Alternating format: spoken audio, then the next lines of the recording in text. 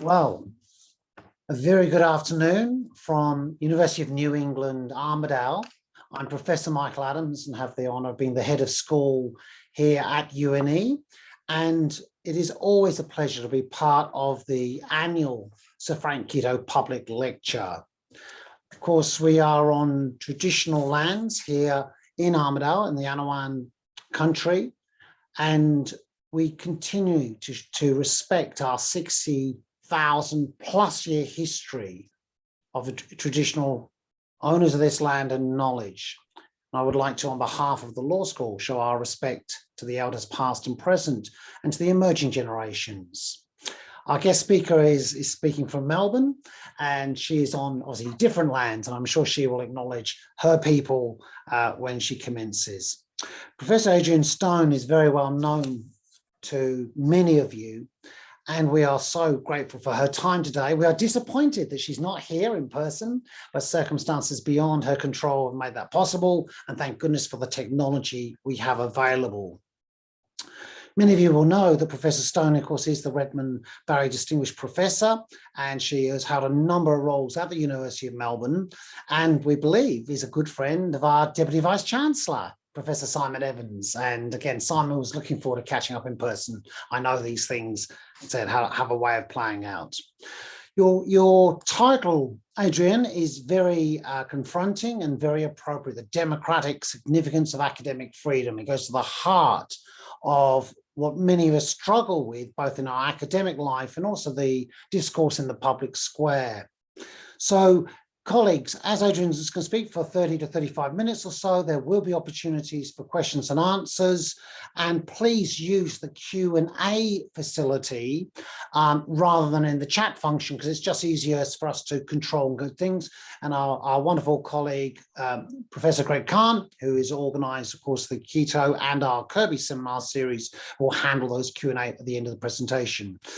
Adrienne, I'm very happy to hand it over to you. The floor is yours. We look very much forward to your talk today. Thank you very much. Thank you to you, Professor Adams, and also to Professor Greg Kahn, and for the Law School at the University of New England for this wonderful invitation. I am speaking to you from the traditional land of the Wurundjeri people of the Kulin Nations, and I, of course, pay my respects to their elders past and present, and also to the Anawan people, the traditional owners of the land on which the University of New England sits. I very much wish I was there with you in Anawan country.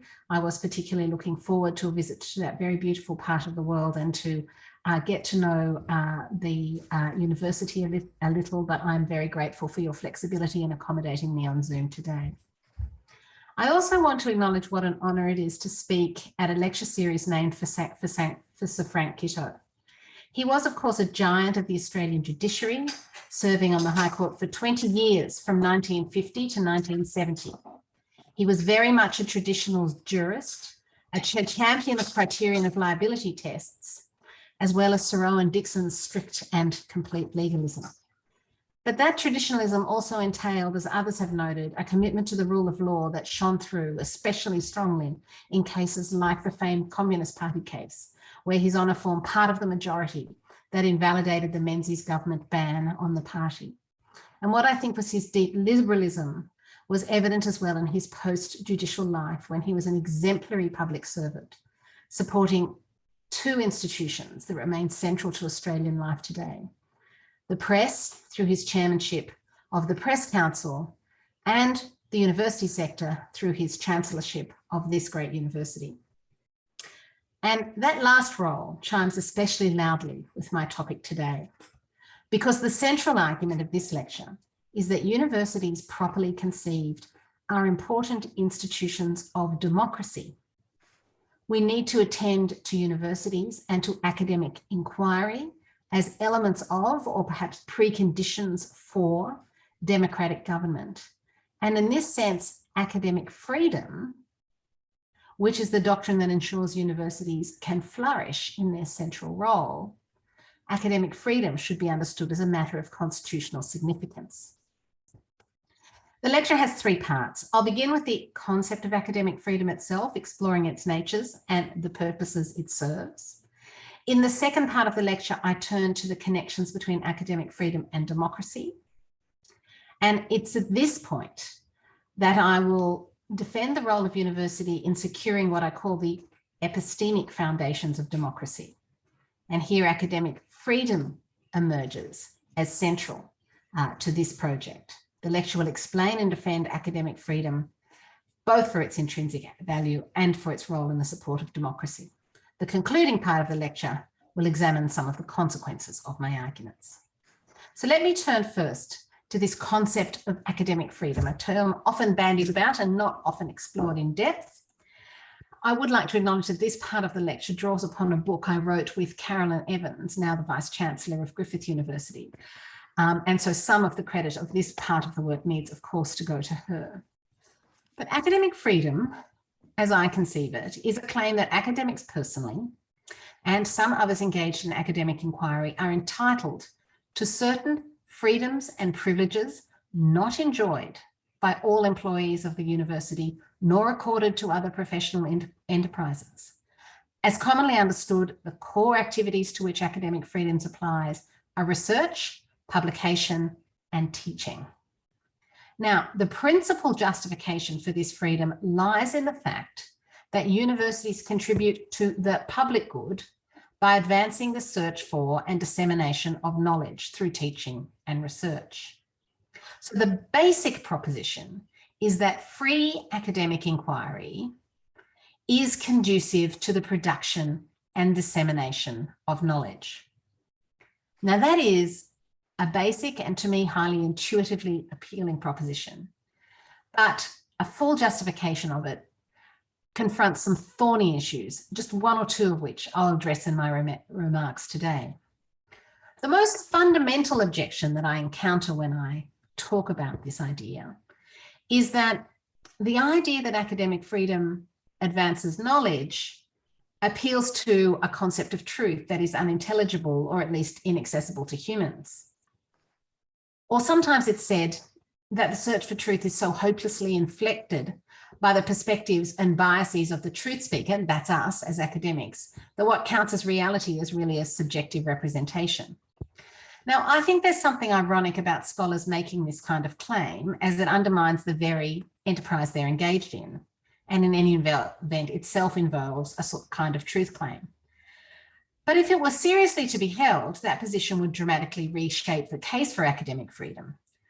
If there is no possibility of producing knowledge, then academic inquiry would be valuable in much more limited ways as merely vocational training, or as literary theorist Stanley Fish would have it, just a valuable entertainment for those who are drawn to it. But in the end, I simply put this position to one side. I do not share this skepticism about the value of academic inquiry, and I do not believe that skepticism at that level is widely shared either inside or outside the academy. The value of academic research and the knowledge it produces is manifold and obvious. There is a more plausible form of the argument that points to a tension between ideas of truth-seeking and free intellectual inquiry. But let me be clear that as I conceive of it, academic inquiry encompasses knowledge that includes moral, religious, ideological, and political claims, as well as aesthetic and artistic judgments. And in this sense, knowledge has a human face. It is always somewhat provisional and may be subject to disagreement that will persist even in the faith of good faith inquiry. So conceived, I think the case for academic freedom is both realistic, sensitive to the complexities of knowledge seeking, yet it remains critical to understanding the central purpose of the universities. Now, one final point before I go on. Academic inquiry is not the only way in which humans pursue knowledge, and universities are not the only institutions that do so. But the key to understanding academic inquiry and academic freedom is that university researchers pursue knowledge in distinctive ways. They pursue their mission through academic disciplines characterized by standards that are designed to ensure expertise and independence in research. And mastering these methods is an important part of the research training that academics undertake over the course of their education. The scientific method, of course, is the best known and widely understood, but all disciplines have specific methods, which through which they subject claims to contradiction and challenge. Among other things, disciplinary methods insist on evidence, justification, and expose ideas systematically to invalidation. They also require independent judgment. So while academic methods and disciplinary standards can be contested, academic freedom requires that they are contested by those who are working in the discipline.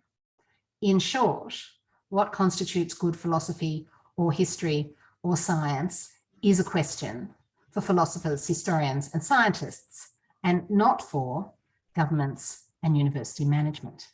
So the adoption of these disciplinary standards makes university research unique. It gives academics expertise. It accords them independence. And academic freedom ensures that this inquiry is pursued properly. So, to bring this aspect of my remarks today to a conclusion, academic freedom ensures that universities can pursue knowledge. This itself is a public good that benefits our lives in many material and other ways. But my focus today is on another connection between academic freedom and the public good, and that is between academic freedom and democracy. Now, to make this argument, I need to just zoom out for a moment and think about the social role of the university. Or should I say the social roles, for there are many. Universities are complex institutions. They are, for instance, important engines of the economy. I noted the chair of Universities of Australia, Professor John Dewar, speaking last week at the Press Club, emphasising that education is Australia's largest export that we don't, in his words, dig out of the ground. Universities are also important drivers of social mobility. A university education is still a reliable way to improve your life, to ensure a better life for you and your children. And with the growth of the skills required by an economy dependent on new technology, it's probably more important than ever that citizens have access to a university education. And thirdly, institutions play an important role in civil society. Of course, the idea of civil society is a realm in which citizens come together in voluntary and private ways. And a public university established under and governed according to statute does not easily fit this description. But whether or not we conceive as universities as institutions of civil society themselves, it is certainly true that they provide an important set of fora for private activity that supports and amplifies the activities of civil society. They are fora for sports and recreation groups, faith-based organisations, political organisations, and NGOs, from Amnesty International right through to groups attached to our major political parties. And in doing so, they are really important in supporting the capacity of citizens to live freely and pursue their own interests as they see them. In each of these capacities, as a driver of the economy, as an engine of social mobility, and as an institution that amplifies and supports civil society, universities make important democratic contributions. But for these purposes, I want to emphasise the way in which universities support democracy through teaching and research, that is, through the central activity that justifies their existence. The argument that connects university research to teaching and democracy can be put in two ways. The first, which is perhaps the one I hear more commonly, relies on the power of a university education. It is said that a university education creates an active and engaged citizenry with habits of mind like careful deliberation, critical thinking, tolerance, and open-mindedness that are in themselves conducive to democracy. Although common, I want to confess a dislike for this form of argument. There is an obvious, though unexplored, tension between the egalitarian and equality-promoting ideals of democracy and an argument that some privileged members of society are best placed to participate in it. Not all citizens attend university, nor should they, and it cannot reasonably be claimed that a university education is either necessary or sufficient for good citizenship. This line of argument also runs counter to research showing that part of the strength of democracy lies in the bringing together of multiple viewpoints and cognitive styles. That is, findings that epistemic diversity is conducive to good decision making. So though I commonly hear this argument, I do not rely on it here. In my view, universities support democratic government more powerfully through the provision of expertise and information via their teaching research. In part, this comes through the training of experts who themselves take part in government. Think of judges, high-level administrators, public servants, and policymakers of all kind, or who hold government accountable. Think of journalists and lawyers, among others. And university expertise also informs and enables policy making that provides a foundation for good governmental decision making. But the most important form of democratic support coming from the university is not provided through the education of students, nor through the provision of expertise directly to government, but through the relationship between the university and the citizenry as a whole. A critical part of democratic government relies upon the participation of an informed citizenry in public discourse, and then in ultimately selecting governments and holding them to account. The complexity of modern governance is such that at any given point, myriad public issues, from the causes and effects of climate change, the effect of tax on the economy, the morality of assisting dying, to name just a few of those that might be bouncing around in our heads today. These issues require a sophisticated knowledge base. And universities are producers of the reliable and independent knowledge essential to enable citizens to exercise an informed judgment about their government. They render, in the words of Robert Post, citizens democratically competent. Now, taking this a little further, the provision of this kind of information is part of what scholars of democracy have termed the epistemic infrastructure of democracy. It turns out for a functioning democracy, we need access to certain kinds of information and expertise. And to this, I would add that universities offer some prospect of overcoming some of the pathologies of modern politics. A great challenge for contemporary public discourse lies in the ease of deception in digital communication, the breakdown of trust in the media, fed by the circumstance of political polarization, where opposing political forces increasingly present competing versions of the fact and regard each other as politically illegitimate.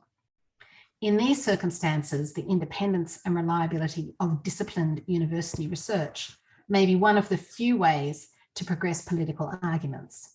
And the complex relationship between expert epidemiologists and governments over the pandemic that we have witnessed over the last couple of years provides an interesting instance of how this relationship plays out. Of all the connections between universities and democracy, it is this one, the support universities provide for that epistemic infrastructure, that I place the most emphasis on. The other features of the university's social role, economic driver, promoter of equality, supporter of civil society, are functions that other institutions perform as well. But the building of our epistemic infrastructure is most distinctive to the university. And this returns us to the nature of academic inquiry and to the nature of academic freedom. So let me turn now to consider just briefly some of the consequences of the argument I have put before you today. First, notice that the way I have characterized academic freedom deliberately avoids the language of rights. There is a tendency in much of the writing about academic freedom to talk about it as if it were something that we could usefully describe as a right, and that reflects the overhang of human rights concepts in this area. In the United States, it reflects the fact that academic freedom as a legal principle has been pursued, unfortunately, I think, as a subcategory of freedom of speech protected by the First Amendment. And it reflects the fact that in Europe, academic freedom, particularly under the European Convention of Human Rights, is an idea that's cobbled together out of various rights found in the European Convention. I have avoided that question or that characterization of academic freedom because it raises a series of distracting questions. Who holds the right to academic freedom? Is it only academics? What about students, university librarians, lab technicians, or general non-academic staff? What about those who hold honorary appointments? In my view, we put those questions to one side. Conceiving of academic freedom in the way I do directs attention instead to its purpose. That is, ensuring that universities can fulfill the core function of advancing knowledge and in turn, academic teaching and research. So we don't ask ourselves who holds academic freedom. We actually understand that academic freedom attaches to the activity of teaching and research.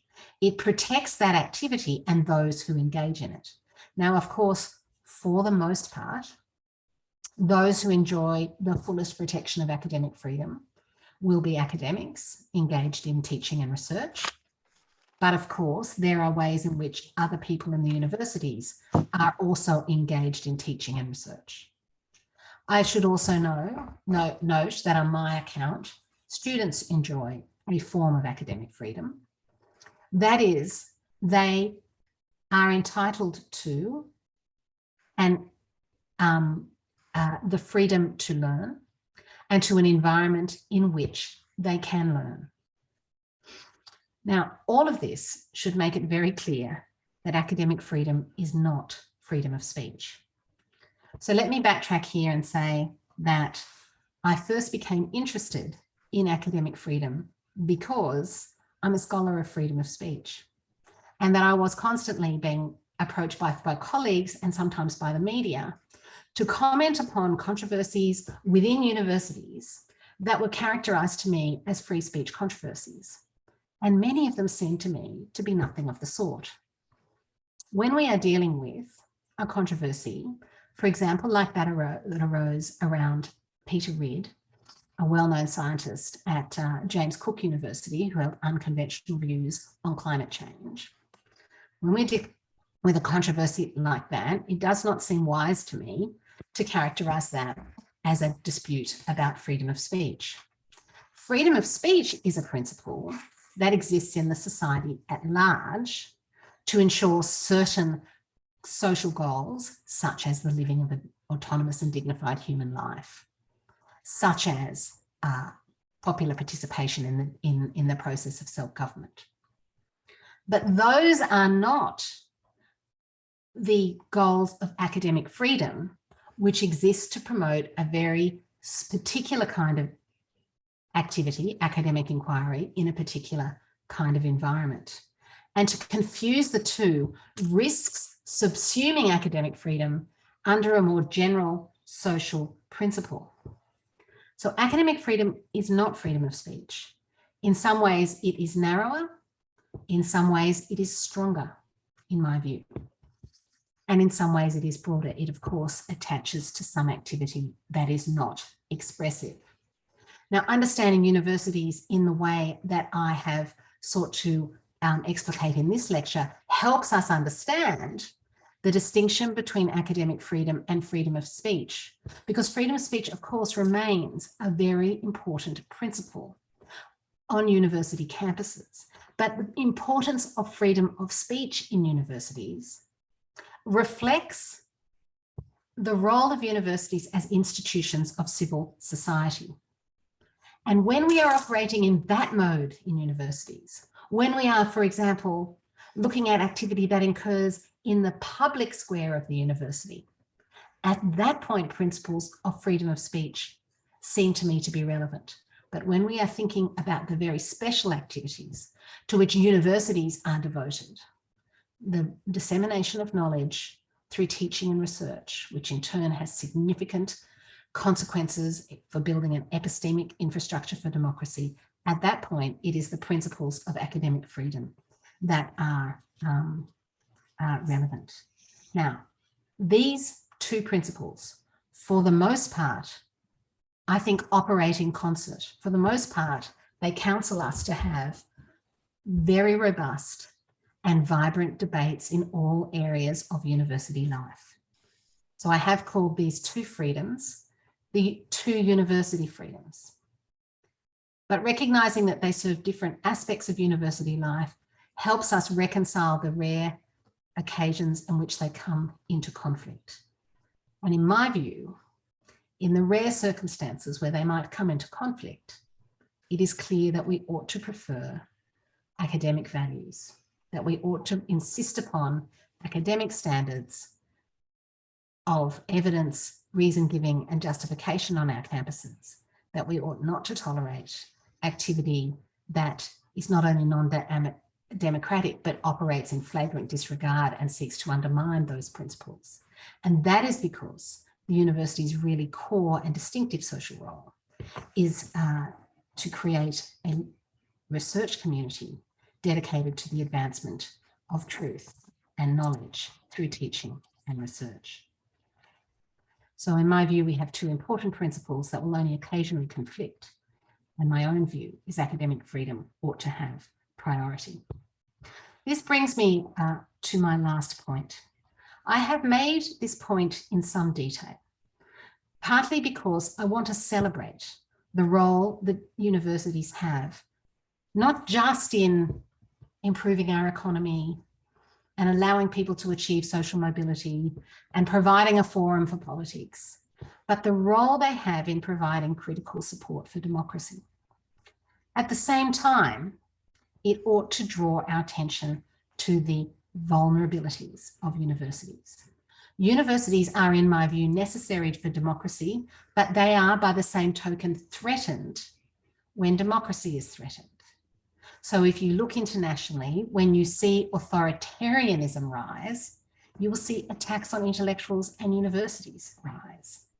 And indeed, the attack on universities is a well-known part of what scholars are increasingly calling the authoritarian playbook. Consider the current state of academic freedom and of attacks on universities in Poland, Hungary, Brazil, and India. Even in Australia, where democracy is for the moment relatively well embedded, there are threats to universities and attacks on universities that ought to be understood as part of this anti-democratic move. There are elements of right-wing politics, even in our own society, that seeks to paint universities as the home of degenerate elites and to undermine belief in expertise, not just belief and confidence in particular aspects of research, but in the very idea of expertise. And combined with threats of a more traditionally neoliberal type, treating universities like other private sector bodies and governing them as such without reference to academic values, these two trends in concert are a great threat. And if we were tempted to feel complacent in Australia, I would simply pause to comment here on the use of ministerial discretion to veto ARC grants. This, of course, involves an unacceptable politicisation of university research.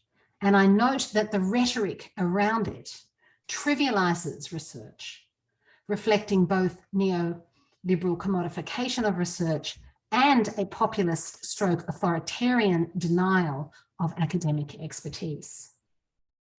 I'm very pleased to see the new Education Minister indicate that the government would not exercise that veto except in extraordinary circumstances. But of course, we are yet to see the legislative changes that would truly secure this aspect of our academic lives from ad hoc political interference. Now, turning to the question of responses and content to all of this, there are many which are required, not least of which is a greater consciousness in academic communities of academic freedom, its significance for the university and for our democracy. But I hope you will indulge me if I return to my discipline for a moment. In circumstances of democratic decay, constitutionalists worldwide are turning their attention to consider two questions. One is the nature of constitutional institutions. Scholars are increasingly focused on a fourth branch, institutions that hold governments accountable.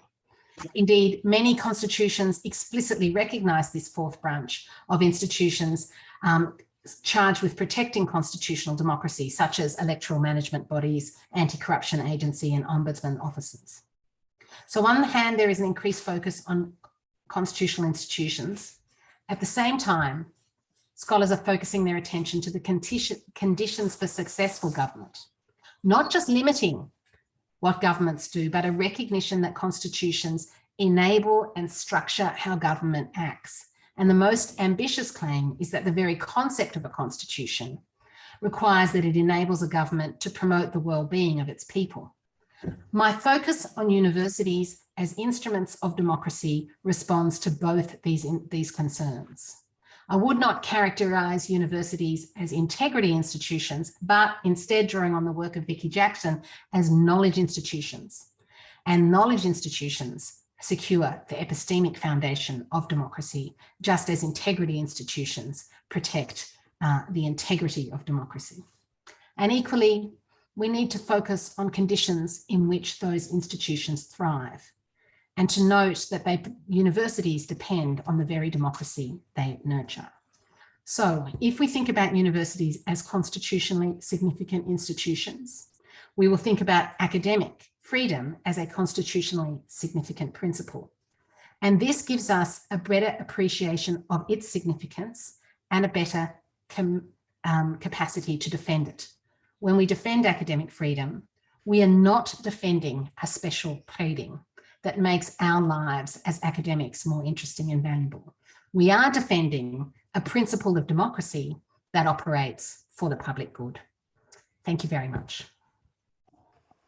Thank you, Adrienne, for a very comprehensive lecture, locating very clearly and provocatively and thoughtfully the position in the architecture of democracy, the great architecture of democracy, of various institutions, practices, habits, and minds. And thanks also for the very recent comments from Jason Clare, who says we're taking a completely different approach to things than his predecessor, the acting minister, Stuart Robert. So we go to questions now, and if you want to queue any questions in Q&A, we can do that, and Adrienne, no doubt, will be pleased to engage with those. I see the names who've actually tuned in, various people across the university, not just in law school, but from elsewhere. So please, if you have any questions to Adrienne, please put them in the Q&A now, and we can have Adrienne respond to them.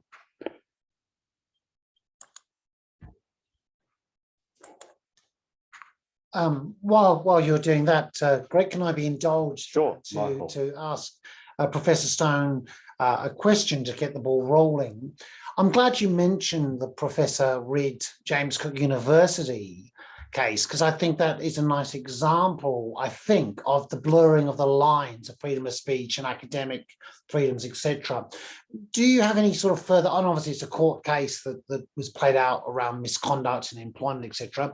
But do you have any sort of general comments or thoughts on that case? Like, could it have been resolved differently? Not necessarily blaming the university or blaming the individual, but just some further observations, because I think that's a very contemporary example, and I think it shows sometimes some of those underlying issues. Okay, so two things. One is the Peter Reid case shows the real significance for academic life of codes of conduct. So for those of you who aren't familiar with all of the facts, Professor Reid was ultimately terminated for a failure to comply with a code of conduct that, among other things, required him to firstly treat his colleagues with, I think, civility and respect, and also to abide by obligations of confidentiality.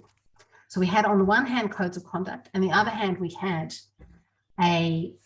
some protection in the enterprise bargaining agreement for intellectual freedom. And the question was really how they related. Now, my own view, and here I want to pick up on some points that were made by the former Chief Justice of Australia, Robert French, in his report on freedom of speech in Australian universities, is that requirements in codes of conduct like that, requirements, for example, that you treat your colleagues with civility, and requirements that you, for example, do not bring the university into disrepute are wholly inappropriate standards to ask of academics. Of course, academics may not bully, harass, or intimidate. Of course, I recommend treating each other with civility and respect where possible, but those are not the hallmarks of academic discourse. Evidence and reason giving are the hallmarks of academic discourse. And those codes of conduct are being used to import standards that may well be completely appropriate in other workplaces into academic life, and they're just not appropriate. It is also equally inappropriate to ask universities, academics not to bring their universities into disrepute. It may actually very well be their obligation to bring their universities into disrepute in some circumstances. And we should recall here that a critical aspect of academic freedom is the capacity to criticise academic governance. So I think it shows the danger of codes of conduct that make those sorts of demands of academic staff, which does not mean that I think academic discourse is some kind of free-for-all, but it is not governed by those kinds of standards. They're actually quite high obligations, I think, in relation to us in relation to evidence and reason giving, but lower obligations in relation to other things. So that's the first thing that I would say. The second thing is I think it shows the importance of enterprise bargaining agreements. Ultimately, and the decision is rather complicated, but ultimately there was a real vindication of the protection of academic freedom in enterprise bargaining agreements. Though my own view is enterprise bargaining agreements have been rather confusing about this and have sort of talked rather vaguely about a general principle of intellectual freedom, when academic freedom is a principle that has a long history and well understood content, and it should be appealed to more directly. So those are among the lessons of the Peter Ridd case. The High Court decision, I should say, ultimately did not invalidate his termination, or recognise that he'd been terminated improperly, but it did constitute a pretty good defence of academic freedom principles, even though they didn't operate to his benefit because of his disregard of confidentiality obligations. But all of us as academics, I think, need to fight the fight on this. We need to be looking at the codes of conduct, and we need to be looking at the enterprise bargaining agreement and make sure that they reflect requirements appropriate to academic life, not requirements that are appropriate to some other kind of professional life. Thank you, Professor Stone. That's very informative. I can see in Greg's handling now the Q&A questions, and I did see also asked by Damien, but I think it's been covered. So over to Greg. Okay, so Eric Gosh asked the question. I was wondering if Adrienne, you can see these questions, I guess. I can, yes. I'll just read them out in case anybody hasn't enabled that function. I was wondering if your rejection of the link between university education and citizenship to rely perhaps exclusively on the university's epistemic role is also then a rejection of justifying a liberal education linking it to citizenship. Must the claim link be condemned as elitist? Yeah, it's a really good question, and I want to think more and harder about this, but let me say this. First of all, there is enormous value in a liberal education that is not linked to citizenship. And, liberal education and education, if by that partly you mean an education in the humanities, I think, helps us understand what a good society is. And this is valuable, this is knowledge, valuable knowledge. And we should value it for that. But I do think I would reject a claim that the qualities that a liberal education instills in us have some kind of special link to good citizenship and healthy democratic participation. I think I'm very influenced here by Hélène Londmore's work on cognitive diversity and democratic deliberation, and I think she makes a good case there to say, in fact, we need all kinds of people in our democratic deliberation. We need people who are very skilled at and very rational and able to pick arguments apart and put them back together in better ways. And we need people of great passion, and we need people whose life course has taken them through circumstances that meant that they've had experiences that those of us who are privileged enough to be in universities have not had. And we need all of them together in good democratic deliberation. And perhaps it's the quality of democratic deliberation that I'm focusing on more than citizenship. I want to think a little bit more in response to, provoked by your question, to how I pull those apart. Thanks for that, Adrienne. Next question is, what's required to get the mantle back of universities as healthy knowledge institutions, from Damien Jones? Oh gosh, okay, just so much. But can I say, since I've been doing this work, I have been struck by how many people have commented to me that thinking about academic freedom has not been part of their life as an academic. That even though implicitly and intuitively they rely on this principle as a justification for their work, they've never really thought about it. We don't talk to each other about it as colleagues. We don't talk to our students about it. We don't explain to them the special nature of the community that they enter when they enter a research community. So we could start, number one, with involving each other and our students in a proper conversation about what a university is for in a broad sense. And I think actually having a better capacity amongst us to defend universities in those terms is valuable. I mean, I was very pleased to hear this strong economic defence of universities given at the Press Club last week. And I understand that might be a politically advantageous way to go. But I just never hear universities defended for their role in ensuring that we have a healthy democratic society. And it's a much bigger piece of the puzzle that I think is appreciated. So we need to better understand them ourselves. We need to raise a consciousness of our colleagues and our students, number one. We also need a whole host of other things, and they include ensuring that universities are funded in a way that enables them to pursue their independence. But can I say this, that I actually think the focus on the internal values of academics is really important. One of the things that's happening in democracy worldwide is that you see democracy start to falter with the internal erosion of democratic values. So you don't have to wait for like an old-fashioned coup that comes in and sort of throws out the government and sets up, and the military sets up a new government. That's not the most common way in which democracy fails. You get what's called democratic retrogression. And what I'm worried about in universities, and what I think we can most usefully respond to, is academic retrogression. That is the slow erosion of academic values, so that we don't have time to think about them, notice that they're being eroded, defend them in myriad small interactions on a day-to-day basis, so that one day we'll just look up and universities will be different institutions and we won't even have noticed it. So I think that's the most important thing that we can do. Thanks, Adrienne. Certainly the prospect of embedding these sorts of values very early on from undergraduates coming in as 17-year, 18-year-olds, I think is an incredibly useful insight you provided there. Damien's got a follow-up question. Are universities undermined by excessive reliance on business research grants and foreign student placements? Almost a leading question. Yeah, the answer is yes. Yeah, yeah, I mean, so, and can I just say this? So all the public focus on universities focuses on a small number of controversies that occur in the public square of the university about a very small number of riots involving a very small number of very loud students, right? And this is held up as the evidence of the degradation of universities in Australia. In my view, that's, you know, important that we respond to that stuff well when it happens, but the really big story is around the way in which our own values are being eroded by structural things. And then they include things like the dependence of universities on external funding, for example, that might lead us to make, to enter into arrangements that don't actually respect our academic values. Those are really important.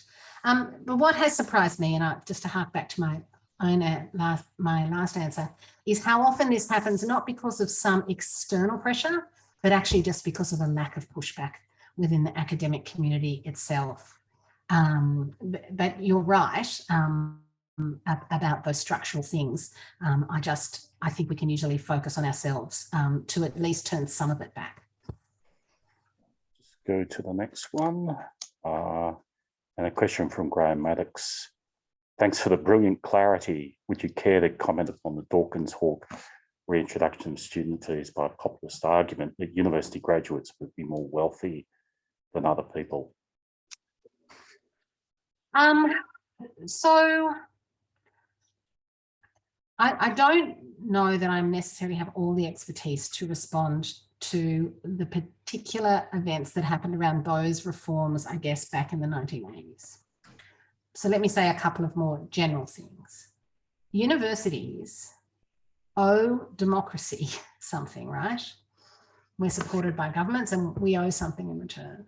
So democracies will be healthy when people feel that they have a reasonable opportunity to improve their own lives. So entrenched inequality is really bad for universities. So we need to pursue arrangements in governing universities that ensure that everybody feels they have at least reasonable access to it. And I don't think we're anywhere near that at the moment, okay? Now, what the best arrangements are to ensure that is actually really the role probably of someone with finer policy, public policy and economic skills than I have.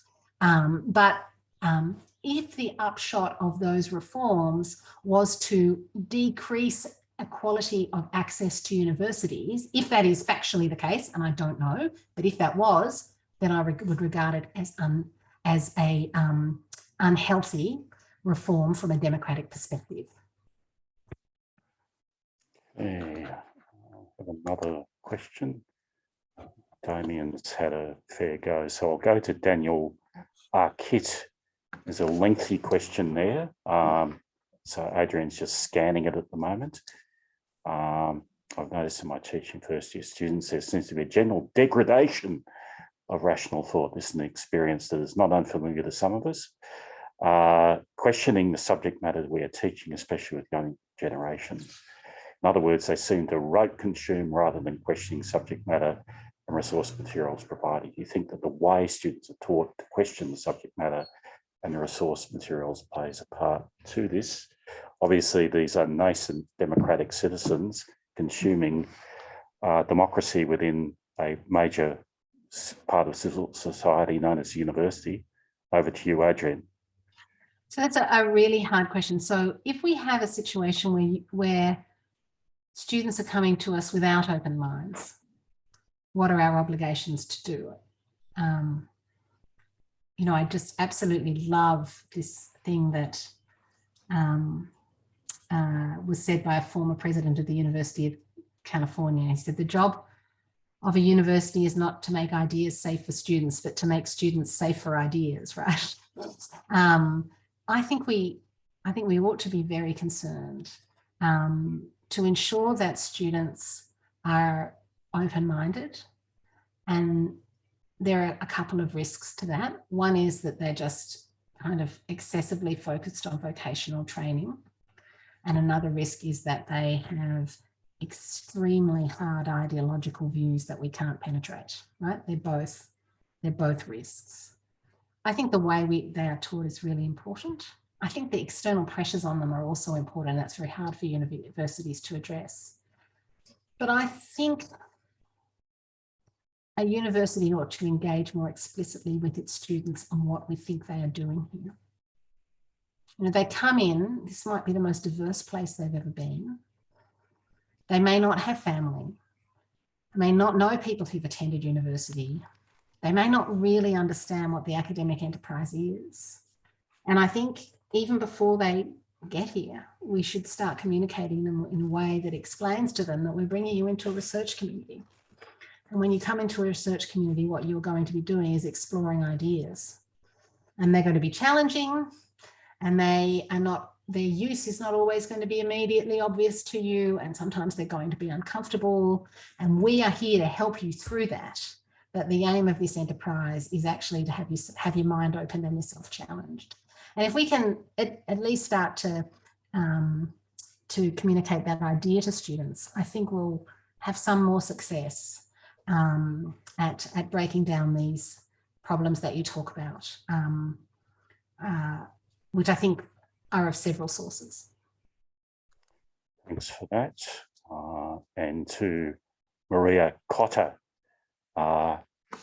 how do you see the advancement of principles of academic freedom working across current university staff structures and the perhaps elitist distinctions between academic and professional staff?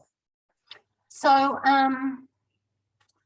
yeah, look, so I just want to reject the idea that distinguishing between academic and professional staff in relation to academic freedom is elitist, right?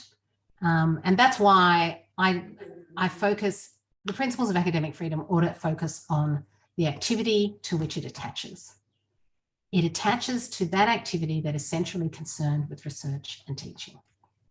And if you're engaged in that, whether you're engaged in it as a PhD student or you're engaged in it in certain kinds of ways as a lab technician or a librarian, or whether you're engaged in it as an academic, then we protect that with the principles of academic freedom. They're not privileges that attend to academics by virtue of their status. They are freedoms that are attached to the inquiry because of its social role. Now, that is a hard concept to get across. And, you know, that is a job for deans, heads of schools and vice chancellors to really push, right? But can I just say to you, there is a danger in stretching this concept too broadly, right? So I've seen in enterprise bargaining agreements, this idea that there's just a general concept of intellectual freedom to which all university staff have sort of equal access. Now, what that led to was really quite dangerous. So if you follow the litigation surrounding Tim Anderson's case out of the University of Sydney, in its early stages in the Supreme Court of New South Wales, the Supreme Court of New South Wales sort of said, and also in the earlier iterations of the writ litigation in the federal court, the courts were inclined to say, well, this is just too amorphous a concept. It's just aspirational. It doesn't really mean anything, right? We won't give this idea of intellectual freedom any legal meaning because it's just framed too broadly for us to understand. Framing it more narrowly and attaching it to its long history gives it some legal teeth. And that seems to me actually the way that we have to understand that. Now, that doesn't mean that we shouldn't ensure that professional staff have appropriate free speech rights in a university. They should, and those should be strong. But academic freedom rights are freedoms that relate to engaging in teaching and research, and they apply to those who engage in teaching research. And we just have to face that square on. Thanks for that, Adrienne. And there was another question. I have a question from Deputy Vice-Chancellor Simon Evans. And again, Australia's 39, I think it's 40 or 41, universities are diverse in mission, resourcing, size, structure, how and what they teach and carry out research. How does a high-level concept of academic freedom, in particular the role of disciplinary judgment in determining what constitutes quality in teaching and research, play out in the context in its diversity of institutional character? So an institutional approach, so the question I suppose is it one of relativism or qualification, depending upon the characteristics of the institution, or we're talking about universal values here in academic freedom?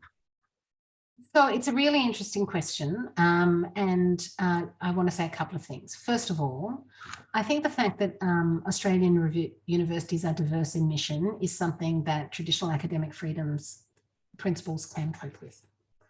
So for instance, you know, the fact that James Cook University, for example, in its mission statement indicates that it's particularly interested in pursuing lines of research of significance for people who live in the tropics, right? The fact that you have a priority of it as an institution, right, that doesn't seem to me to be problematic in terms of academic freedom. Right? So I know that's not actually what you were asking, but let me give you an example of how I think academic freedoms do adapt to different institutional contexts. I guess I would resist the idea that concepts of quality in teaching and research are going to be significantly at variation between universities because the discipline is not university specific, right? So when I send my work as a constitutional scholar out into the world to be judged, I'm sending it out for peer review in the context of a global field, and it's judged. And I don't think it should be judged differently because I come from the University of Melbourne instead of Harvard Law School, or the University of Melbourne instead of some other institution. I think it's, it's judged according to the standards of the discipline. And I think that remains the case. What I really don't fully understand why quality of research would depend on institutional context. I could understand why some institutions might, for example, choose to value certain measures of quality more than others. Maybe some will value your national contribution more than, say, your international reputation. Maybe the balance between teaching and research might differ. Maybe the balance between teaching and research and engagement might differ. These seems to me all appropriate institutional priorities. But the bare fact of what constitutes good scholarship seems to be a matter of peer judgment in your field. And then the fields have all kinds of markers that other people can access: where you publish, how often you're cited, all of that stuff that, drives us all crazy all the time as academics. That's what that's doing. It's marking our research in ways that can be understood. And universities might prioritize, they might judge in slightly different ways, but the fundamental judgment is one for the field, not for the university. Well, I think on that note, Right. If there's any other questions, I think we've just about run out in relation to that. What I wanted to ask Adrienne is the interesting linkage about building in constitutional or judicial type standards into defining academic freedom, then lending a sense of gravity, clarity and weight to that, back to the links of democracy, one of the arms of government, obviously the judiciary, et cetera, and the contribution as judges, no doubt as former stellar students, chancellors, deputy chancellors, involvement in university life. You have a number of, Kenneth Hayne, for example, teaching at Melbourne Law School. How can this aspect, I suppose, be mobilised to solidify the sorts of standards and almost legitimacy of constructing this as a clear part of the architecture of democracy, academic freedom? So it's an interesting question. And it goes to, what I think are both and it goes to, so the way you framed it relates particularly to the way that us as constitutional legal scholars might relate to the community of practitioners and jurists that we're also a part of, right? So we're unusual in that context. We have an academic community, and we might also, some of us, conceive of ourselves as part of a community of practitioners and jurists. I think connections with that community can be hugely valuable, not just because it helps us pursue knowledge better, but also for the reasons that you say, that it embeds in an important segment of the community and understanding of what universities do. And what I think it behoves of us is that those interactions take a certain character. So when we engage with the profession and the judiciary, we ought to do it with any sense that we're kind of simply an helpful adjunct to the profession and the judiciary. We need them to also understand that we are our own community with our own standards, that academic work is quite different from other forms of legal work. It's judged by different standards, and that's completely appropriate. The two may connect, but they need not do so. So I think it's actually a tricky relationship to manage. It can be enormously valuable, but we have to be careful to make sure it doesn't undermine the distinctiveness of what universities do, including what legal scholars do in relation to teaching and research. And the only other observation I'll probably make is that the importance of universities, in my experience, having been in Western Australia and Tasmania, is actually enlarged in the smaller states because they are effectively quasi-pillars of the democratic structure of the states, in the sense that their presence and prominence and the connections with graduates, because they dominate UWA or UTAS, dominate a state and state discourse, is out of proportion, say, to somewhere like you have numbers of universities in Melbourne, Monash, Sydney, UNSW. So the importance of them becomes much more prominent, I suppose, or it's more obvious the connections to democracy for the public in some of the smaller jurisdictions in Australia. I think that must be right. That's a really good point. Thank you, Greg. Yeah, okay. So what I'd like to say, Michael Adams has had to rush off to another meeting, unfortunately, but thanks very much for a deep, abiding and very engaging and thoughtful presentation, bringing out these connections to the similarity of universities to other democratic pillars of the state, such as the judiciary, media, other civil society institutions. And there's some wonderful thought-provoking comments and discussion that you've provoked today, Adrienne. So we're indebted to you, and hopefully at some point in the future, you can come up here and perhaps engage further with these things. So we're indebted to you today, and thank you very much for taking the time out to prepare the Kitto lecture. I'm sure they'll make an excellent publication. And to give you a bit of a plug, I think you've got a piece on academic freedom, the Rid case in the Sydney Law Review fairly recently. So if people are interested in the Sydney Law Review, Adrienne Stone, academic freedom and the Rid case, I'm sure it'll pick up on some of the earlier themes you're particularly talking about in the earlier part of your lecture today. So thanks for the great 2022 Kitto, Sir Frank Kitto Annual Law School Lecture. Thank you so much. It was such a pleasure. That's good. So this will be being recorded when we have our AV technician back from annual leave. I think he's on for a week or two. It'll be uploaded to the Kitto lecture website. You can see previous Kitto lecturers, the last three were in fact Tim McCormack, Hilary Charlesworth and the Honourable Fred Chaney up there, and Adrienne will join those in a couple of weeks' time. So thank you very much, Adrienne. It's been terrific today. Thank you so much. Righto.